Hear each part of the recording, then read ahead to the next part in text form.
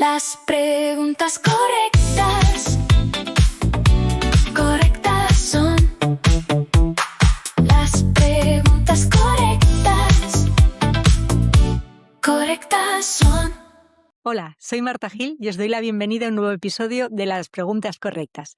Hoy nos acompaña Silvia de León, Global Omnichannel and Client Director de Loewe. Hola, Silvia. Hola, Marta. Pues Silvia es una gran estratega, parte de una buena amiga. Yo creo que es de las personas en España que mejor han sabido entender que no es suficiente con ser exclusivo, hay que ser relevante. A pesar de que ella ha sido una de las personas que ha trabajado en marcas que a día de hoy son instituciones, hoy nos centraremos en una marca que está rompiendo moldes, que es Loewe. ¿Y por qué? Porque en un momento en el que muchas compañías están obsesionadas entre el algoritmo y su logo, Loewe ha encontrado un camino como muy, muy propio que combina, y ahora nos cuentas tú mucho más, artesanía, surrealismo y identidad cultural. Y una de las cosas que nos va a servir hablar con Silvia es para entender algo que nos preguntamos muchas marcas, ¿no? Que es cómo combinar o cómo trabajar esta tensión en tener una gran historia y estar a la vanguardia.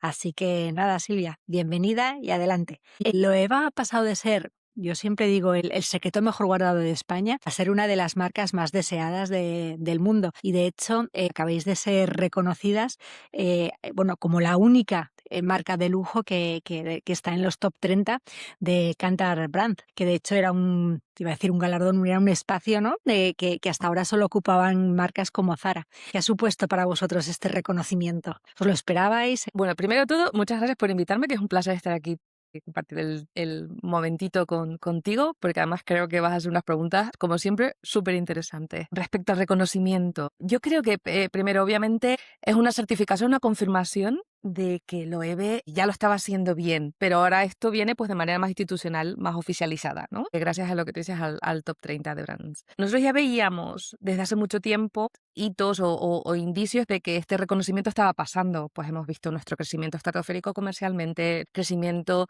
en follower base, en engagement con la comunidad, resonancia, e incluso más allá, hemos estado como top 1 en list, como marca más deseada, hemos tenido productos en ese list, en top 10, bastante regularmente, con lo cual, bueno, esto lo que nos hace es ponernos en una posición con marcas históricas de España, que yo creo que nos lo merecíamos estar desde hace tiempo, pero ver que estamos alrededor de una Iberia, pues se agradece. Que además, aquí donde pasa, este año cumplimos 180 años, con lo cual más vale tarde que nunca que nos lleguen estos reconocimientos como marca de lujo en ese top 10. Fundada en 1846, que se dice pronto. O sea, que probablemente sea la marca más antigua de ese ranking. Sí, eso te iba a decir, que era consciente de que era muy antigua, pero no sé si 180 años. 180 años. No, sorprendente. Casi nada.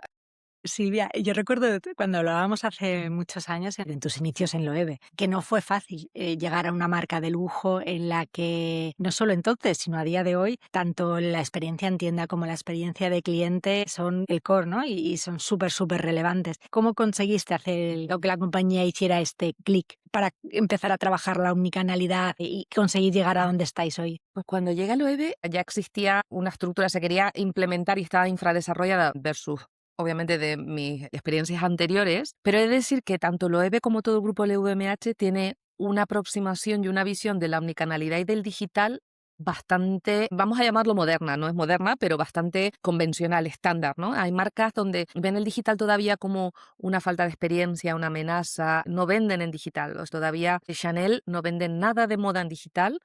Hermès limita muchísimo su assortment, su surtido en su plataforma. ¿Por qué? Porque ellos entienden el lujo de una manera diferente y a lo mejor pues priorizan la experiencia en tienda, el contacto humano. Nosotros sabemos que los canales son complementarios y el cliente es omnicanal y el cliente hay que darle servicio. Entonces, construir sobre esa visión y sobre ese, digamos, es mucho más sencillo que tener que venderlo. Pero luego es verdad que hubo un punto de inflexión que yo creo que a todas las marcas nos pasó y que en lujo especialmente, que fue el COVID. Yo llegué en 2019 a Loewe y justo en el momento en que se cocinaba ya todo. Teníamos que hacer una revisión de nuestro modelo omnicanal, implementarlo básicamente porque no existía.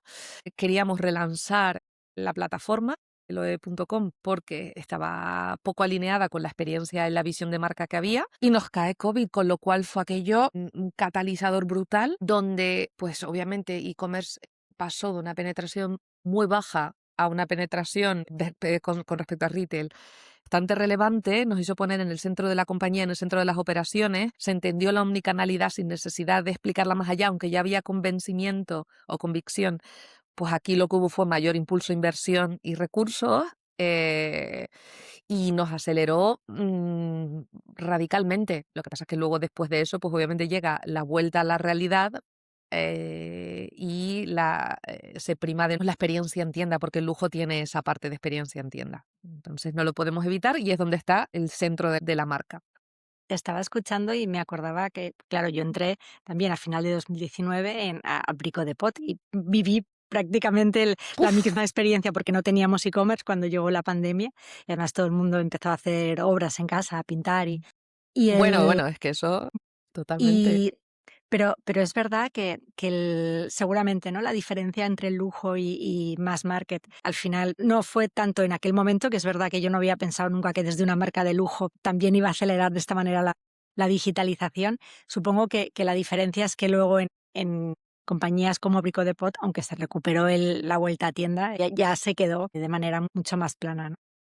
Claro, el baseline te ha O una crecido. evolución, o sea, hubo un salto y se Justo. mantuvo mucho más que Nosotros, un... nosotros crecimos muchísimo el baseline, entonces es verdad que ya nos pusimos en unos niveles, sí, digamos que una aceleración, pero lo curioso en lujo es que hubo como una revancha, parecía como que el lujo no es importante porque obviamente la gente estaba primando aquello que era esencial, pero una vez no se acaba, pero se controla el COVID, ¿no? Cuando ya se reduce, se produce tal aceleración del lujo que claro, a nosotros se nos pasaban varias cosas a la vez, pasaba la aceleración del lujo, la aceleración del digital y la aceleración del Loewe como marca. Entonces nosotros íbamos como una avioneta en ese momento. Yo siempre digo construyendo el avión a medida que volábamos, con lo cual muy difícil, pero muy reactivos. Muy bonito. No, no, claro, cuando vives todos estos procesos desde el punto de vista, ¿no?, de marketing digital, la verdad es que son transformaciones que se viven pocas veces en tu vida, barra, por suerte, cuando son por motivos así, pero que realmente como experiencia profesional es muy chulo. Y eso que tú ya venías de haber hecho crecer el e-commerce del Corte Inglés un 13%, multiplicado por 13 las ventas, que no es lo mismo. Y claro, de repente pasas, ¿no?, de este mundo mucho más market a vender bolsos de 2.500 euros. ¿Qué cosas te sirven y qué cosas has tenido que aprender y desaprender para, bueno, y cambiar el chip, ¿no? Porque cuando no tienes un e-commerce y lo creas de cero, hay muchas cosas que tienes que enseñar y cambiar, pero cuando vienes de un tipo de transacción, ¿no?, y de dinámicas y vas realmente al lado opuesto, ¿cómo cambia todo? Pues mira, yo creo que lo principal que tienes que aprender o que hay que poner en la balanza cuando te mueves al lujo es que no todo vale por ser comercial y por la venta. Entonces, no todo es ROI, no todo es eficacia. Y hay un componente de imagen y de control de balance de imagen que muchas veces tienes que sacrificar y quieres sacrificar. Y no quieres vender más de un producto. Y no es bueno vender más de un producto o más unidades de ese producto, ¿no? El saber dónde está, o a veces sabes que en tus presupuestos tienes que invertir en cosas que construyen marca, 90, y que no todos los recursos de aceleración de e-commerce, por ejemplo, valen. Ejemplo, pues social proof. Poner aceleradores de cuánta gente está viendo este producto, cuántos productos quedan, user generated content, es decir, use de usuarios no encaja a priori con el control de imagen y la imagen a proyectar en una marca de lujo. Entonces, hay que ser muy selectivo, y yo creo que el lujo a veces es un poco reacio a determinados códigos y luego los termina cogiendo, porque es verdad que hay que ser muy cauto en la gestión de la marca, porque es el mayor activo. Entonces hay que aprender muy bien dónde está ese balance. No todas las marcas lo llevan igual y hay marcas que son mucho más restrictivas y otras menos, hay marcas que son más innovadoras, pero generalmente nos miramos mucho unos a otros para ver cómo va evolucionando el sector. Luego otra cosa que hay que aprender, o que yo aprendí muchísimo, es que el cliente es el centro, pero el producto también. Entonces el producto, aprendemos absolutamente todo. Yo no creo que haya nadie en la compañía que no sepa ahora mismo todos nuestros bolsos, cómo son, qué colores, cuánto venden los modelos, en qué temporada sale nuestras campañas, nuestro talento. Es decir, el nivel de conocimiento que hay en la compañía sobre el producto y sobre la comunicación es brutal, y más allá, y es también el cliente. La manera de aprender sobre el cliente en mass market versus lujo no tiene nada que ver. De cuantitativa pasa muy a cualitativa. La experiencia en cómo construirla, en cómo diseñar a medida, en cómo invertir en el cliente y en qué puedes invertir, nada que ver.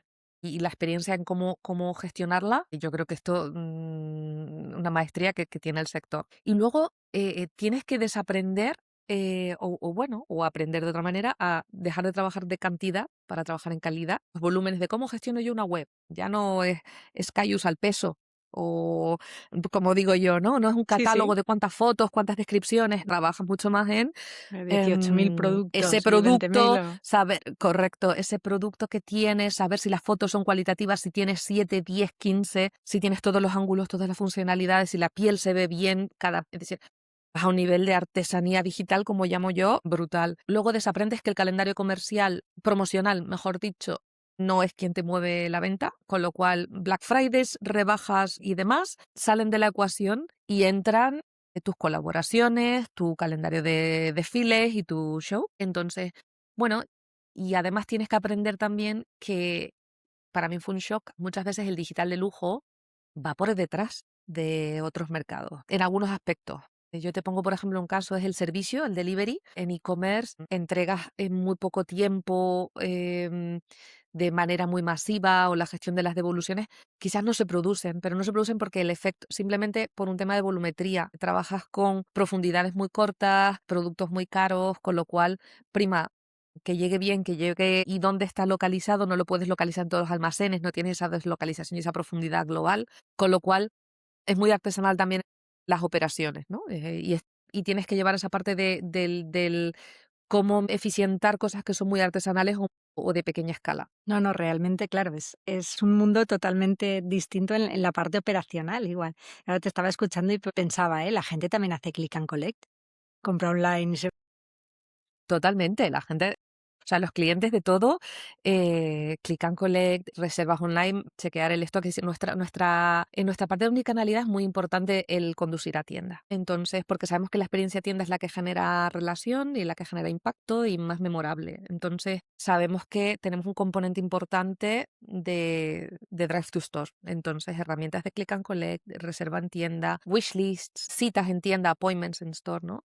Todos estos elementos son elementos fundamentales en una estrategia omnicanal de lujo. Oye, te estaba escuchando antes y decías, bueno, me he tenido que acostumbrar a que el e-commerce vaya, o que el digital, ¿no? Ir un poco por detrás, pero me parece curioso en una marca, seguramente, quizá a nivel de plataforma, o nivel de e-commerce puro, habrá cosas que irán por detrás, pero justo sois una marca que destaca por su experiencia en redes sociales y por su innovación, y que habéis sido muy valientes en trabajar de manera muy diferencial justo las redes sociales. Cuéntanos, ¿cómo nace esta estrategia tan valiente?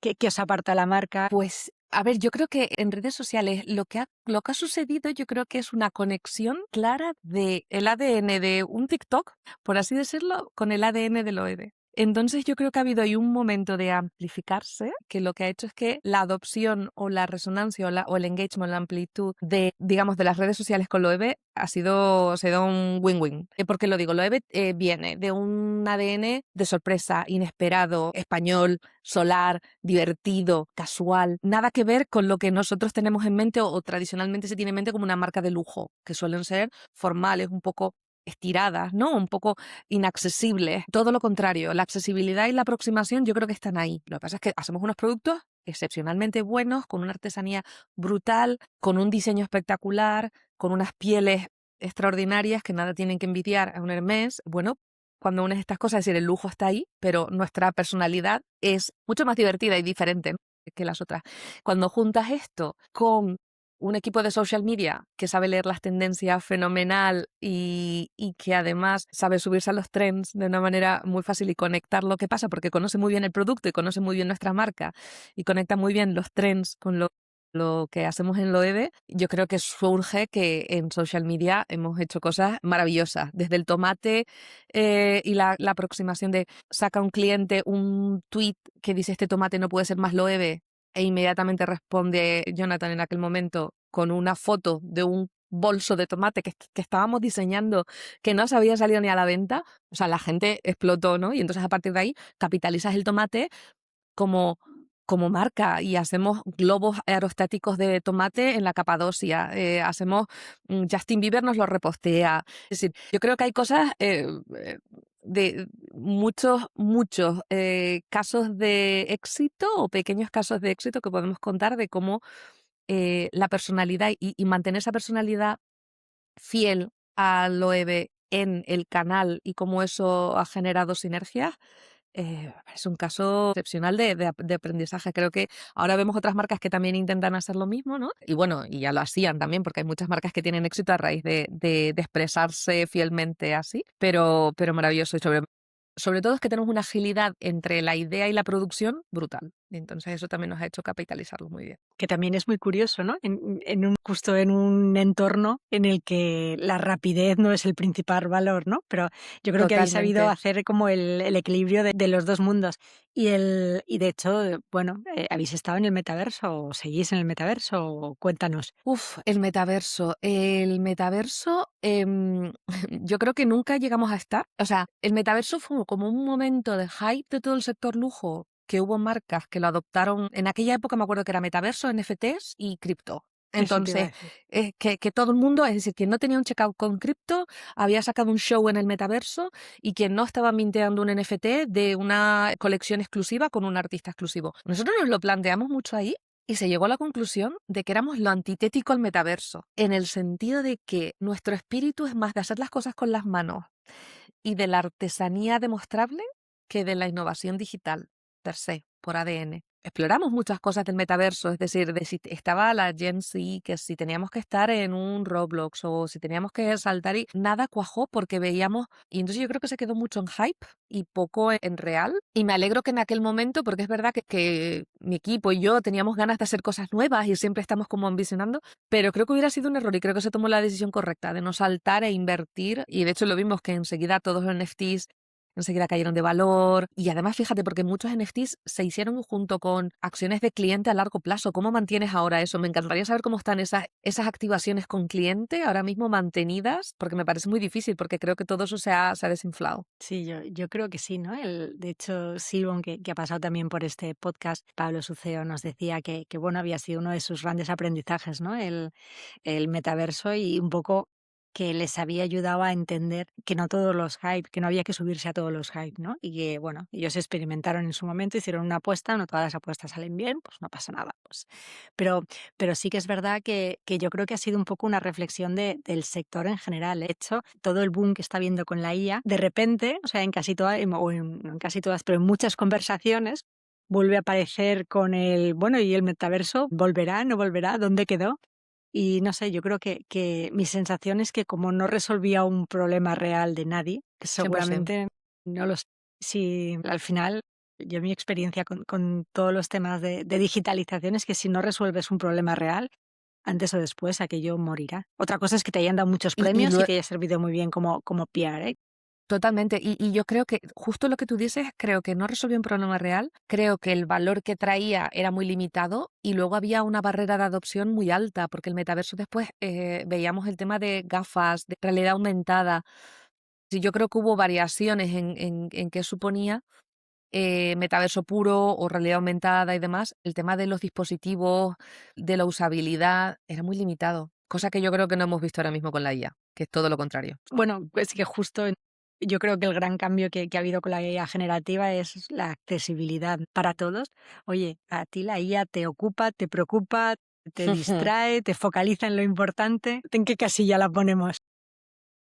La IA me todo, me todo. Pues me preocupa, me distrae, me ocupa, me focaliza. Me ocupa porque es verdad que ahora mismo un topic es un melón. Me ocupa el esfuerzo real de entender qué es hype, qué es real. Y entonces justo hablaba ayer con nuestro CTI y decíamos que es que estamos ahora mismo con el detector de bullshitting, ¿no? A ver dónde, para saber exactamente qué es real y qué no es real de las soluciones y qué es aplicable y qué no es aplicable, porque todo el mundo está muy emocionado. Yo entiendo que o sea, de verdad, a mí me parece alucinante la adopción, lo que puede hacer. A mí en el día a día como persona me ayuda muchísimo, pero hay mucha sobrepromesa y mucho sueño, entonces hay que ser realista en lo que realmente nos puede dar y eso nos lleva mucho tiempo, ¿no?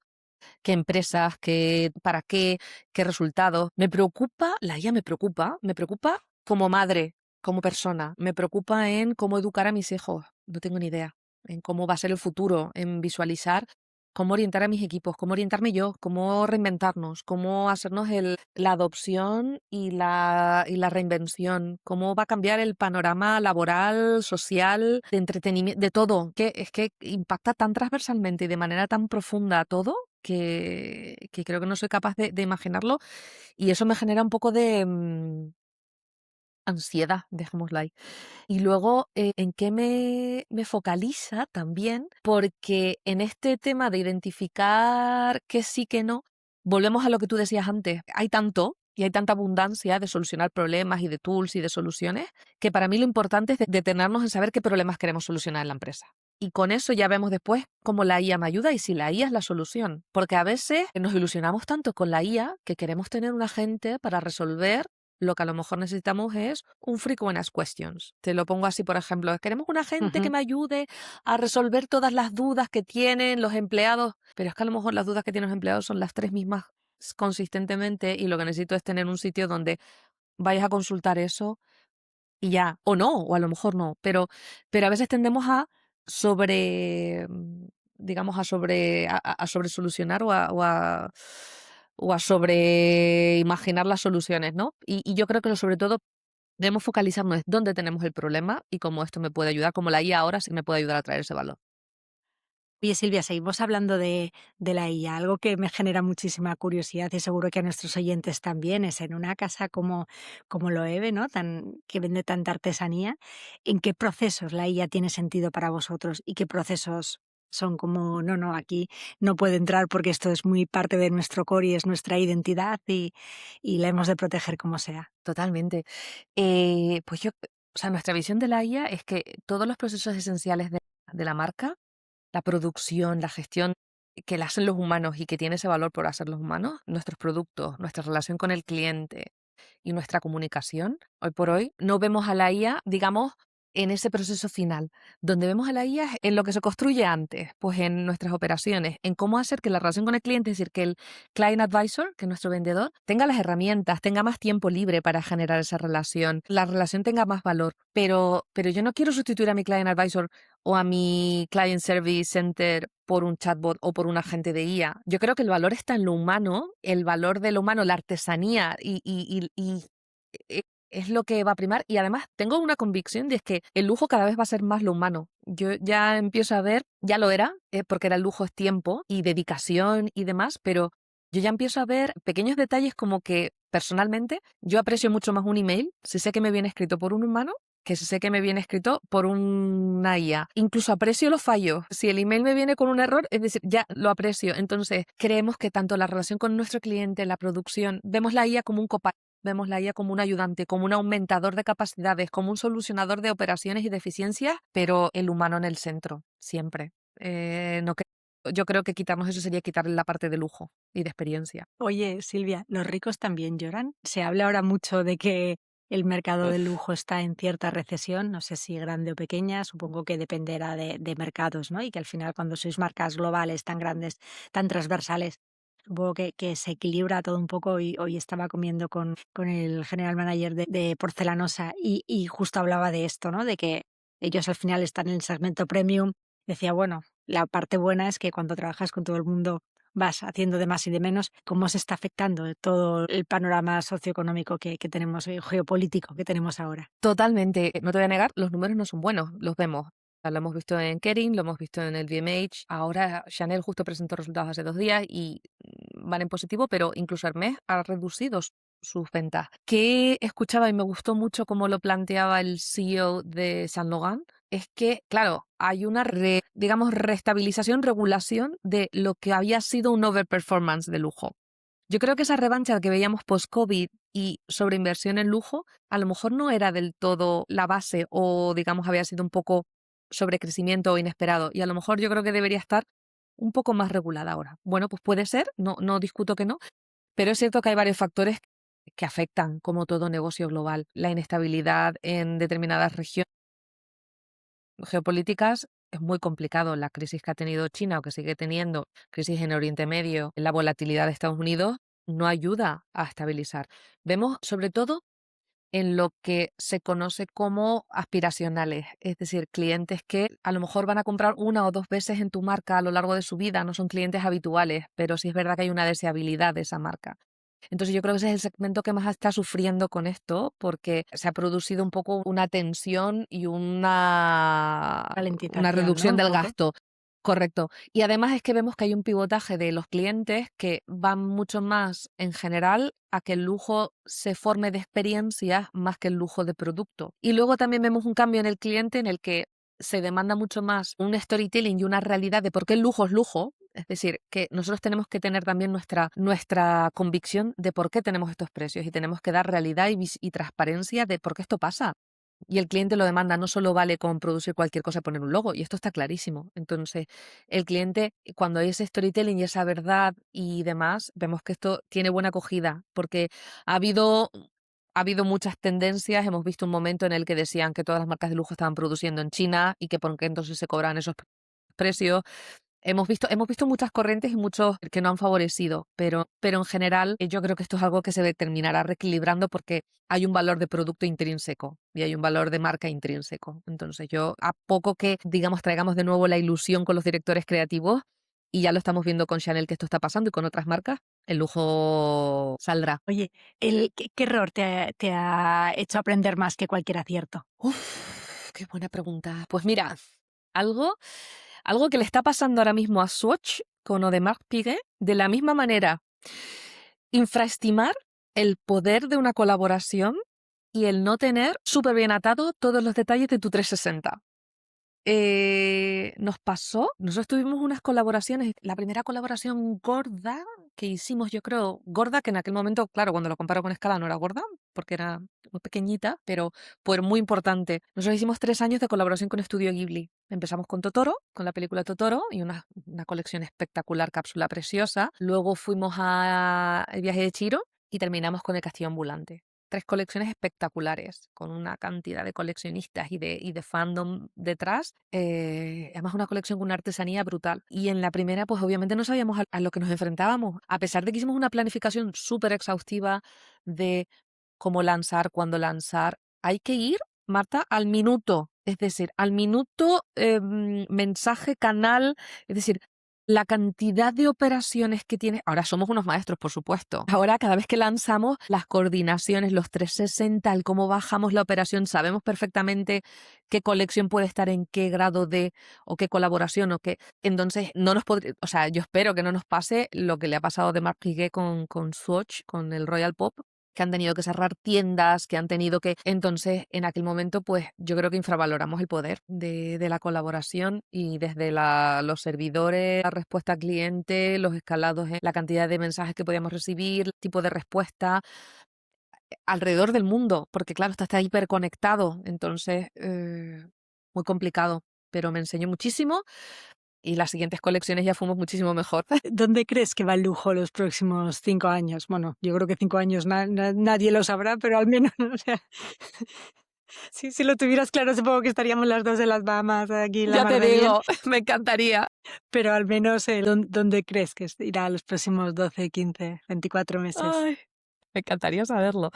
5 años, no tengo ni idea. 5 años. Yo creo que el lujo como expresión, como motor de la ilusión y del diseño y de la creatividad en moda, en joyería, en perfumerías, yo creo que sigue ahí, es decir, como motor. Yo creo que eso no se va a perder, por mucho que estemos hablando de ahora mismo crisis creativa, cambios, ya el lujo no tiene esta capacidad. Yo creo que esto es simplemente una transición, son épocas, pero esto yo sí que creo que va a continuar. Lo que sí que creo que el lujo tiene, y que lo he comentado un poco antes, creo que tiene que redefinirse en ciertos aspectos, en cómo materializa o cómo da transparencia a por qué es un lujo, a la propuesta de valor, ¿no? Estamos viendo ya algunas marcas que están trabajando mucho más su storytelling en qué implica hacer un bolso de esta manera o no. Nosotros llevamos trabajándolo mucho tiempo, ¿eh? No es algo que escondamos, y los making of y la artesanía que tenemos detrás de nuestros bolsos es brutal. Pero he visto marcas que normalmente no lo hacían empezando a hacerlo y empezando a contarlo. Creo que la redefinición de la propuesta de valor cuando la abundancia está ahí, porque creo que vamos a tener un mundo de abundancia y de, si ya teníamos sobre información, sobre impactos, es que vamos a ir a una manera brutal. Yo creo que tenemos que traerlo mucho más en la humanidad, en el valor de la experiencia elevado a 1000, en la relación, en el producto, en la unicidad, en la exclusividad, pero exclusividad entendida no solamente como piezas únicas, sino como piezas únicas no en el sentido unitario, sino en el sentido de diseño, de artesanía, ¿no? Entonces yo creo que se tendrá que trabajar mucho más en esa propuesta en un momento en el que la tecnología va a ser sobrecogedora y el storytelling no sé quién lo va a gestionar, la verdad. O sea, me encantaría saber y que me da la impresión de que vamos a ver agentes por todos lados y automatización por todos lados. Yo creo que espero ver el lujo, pues un poco, fíjate, como en su momento la cadena de montaje o la automatización de los procesos industriales sirvieron para democratizar los bolsos, la moda, y el lujo se mantuvo en procesos artesanales. Yo creo que veo ahora también que va a seguir viendo ciertos procesos artesanales en el mundo del lujo que no vamos a querer automatizar ni meter tecnología por ese valor. Vamos a ver, no sé. Ya dentro de 5 años hablamos a ver si tiene Eso te iba a sentido. decir, yo te invito dentro de 5 años y vemos a ver cómo está el mercado, pero es súper coherente todo lo que dices. Oye, las 3 últimas preguntas. Si CEO tuviera que llevarse una pregunta a su comité de dirección, ¿qué crees? ¿De qué crees que tendría que hablar o poner sobre la mesa en un momento como el actual para una compañía como vosotros? Pues yo te diría que cualquier SEO, a ver, no creo que sea la pregunta más estratégica, pero sí que creo que hay algo que en todos los comités de dirección o sea, hay muchas cosas que no se hablan, hay muchas cosas que pasan y que son... Entonces, a lo mejor yo lo que haría como SEO sería preguntar qué creencia o qué verdad incómoda que realmente tenga impacto en nuestro negocio actualmente tenemos que discutir aquí, porque hay mucho que no se cuenta, más de lo que se cuenta, y hay que conseguir sacarlo, ¿no? Y que no se trabaje por detrás. Una buena reflexión. Oye, ¿a quién recomendarías para que trajésemos este podcast? ¿A quién te gustaría? Pues a pesar de que pueda parecer que estoy en contra de la IA, porque lo que he dicho hoy de me focaliza, me preocupa, hay mucho, creo que es un campo de inspiración, revolución, de transformación y de inspiración constante. Y una persona que me inspira muchísimo y que está haciendo grandes cosas entendiendo la IA en moda es Rosa Fernández Velilla, que es SEO de Prompt Couture, que me parece que, bueno, yo cada vez que hablo con ella, primero aprendo muchísimo, muchísimo, y luego me inspira y me hace pensar y me hace reflexionar un montón. Yo creo que es una profesional brillante. Rosa, venga, la traeremos, la intentaremos traer Eso, seguro venga. al podcast. Y ya para acabar, un deseo para el corto plazo. Para el corto, venga, que el podcast sea un éxito, Marta, que esto siempre que, ¿no? Tenemos que celebrarlo. Y que lujo en nada, en meses, que esto volvamos a estar otra vez de números verdes en todo, que esto siempre da alegría. Pues por ser pragmática. Oye, pues encantada con tus deseos para el corto plazo, a ver si se cumplen para las dos. Así que volveremos a vernos para celebrarlo. Oye, Silvia, muchísimas gracias por este A ratito. ti. Creo que ha sido súper interesante. He disfrutado muchísimo hablando contigo. Y nada, a todos los demás, nos escuchamos muy pronto en el próximo capítulo. Un abrazo. Muchísimas gracias, Marta. Las preguntas correctas.